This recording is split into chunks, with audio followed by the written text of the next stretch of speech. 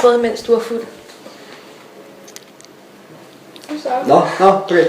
Jamen, jeg har engang været mega fuld inde på en bar, der hedder Surfbar, hvor det sagde med, at vi stiller os op på baren, mig og min ven, smider tøjet til Backstreet Boys, og står deroppe og hælder drinks ud over folk og sådan noget.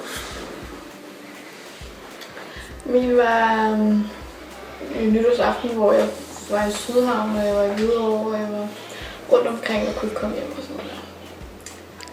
Ja. Hvor mange gange tror I har været fulde? Siden jeg var 13. Jeg har været der ikke flere tusind gange. Ikke mange gange. Jeg ved det ikke, altså mange år. Ja. Hvad er det seje ved at drikke alkohol? Det gør noget ved folk. Det er sådan, de er ikke så generende. Ja, jeg ved ikke, som jeg siger, altså, som jeg også sagde før, jeg ved ikke rigtig om, jeg synes det er sejt, men jeg synes, det gør i hvert fald noget. Det kan åbne nogle mennesker, som ikke har kompetencerne til at snakke med andre mennesker. Nogle mennesker er meget indadvendte, og når de får alkohol, så plejer det sådan at skabe lidt mere åbenhed, kan man sige. Hvor mange genstande drikker I på en aften? Omkring 24. 8-10 stykker måske. Jeg er ikke helt sikker. Har du fortrudt noget, da du var fuld? Meget. Sikkert. Rigtig meget. Hvornår startede I med at drikke alkohol? 13 år. Hvilket er alt for tidligt. Jeg var måske sådan 14-15 først rigtig startede. Hvad sker der med jer, når I bliver fulde?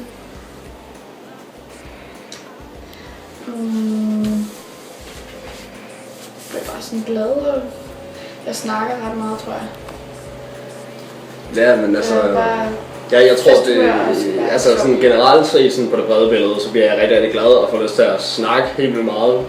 Fortælle om mulige underlige historier. Men det kommer lidt an på, hvad humør man er i enden. Er man meget ked af det, så kan man godt blive meget, meget mere ked af det. Men jeg tror, det svinger lidt. Generelt set, så er det bare det der med, at man får sådan... Man bliver bare mere åben, og man snakker meget. Har I nogensinde prøvet at være bagstiv? Ja, many times. Har du nogensinde prøvet at komme til skade, da du var fuld? Ja. Jeg har engang siddet på et stakit nede ved omkring Storkespringvandet, hvor jeg så sidder og vipper, og så sidst så falder jeg bare forover og knalder hovedet lige ned i asfalten. Hvor mange penge tror I bruger på en aften?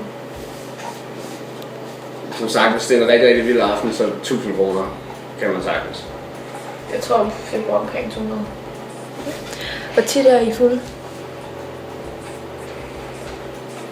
Ikke hver weekend, men måske næsten hver weekend. Ja, sådan, som sagt to gange om ugen cirka. Sådan, nogle gange. Det svinger lidt fredag og lørdag. Synes I, man skal drikke alkohol til en fest, før det bliver sjovt? Nej. Det behøver jeg ikke.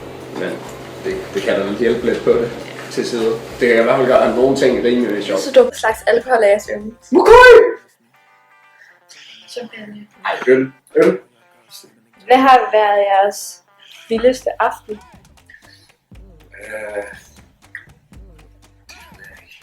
Jeg synes, der er mange. Jeg tror, det er sådan svært at tage sådan... Fordi der sker altid et eller andet underligt, synes jeg. Der er jo ikke en aften, der er en synes jeg.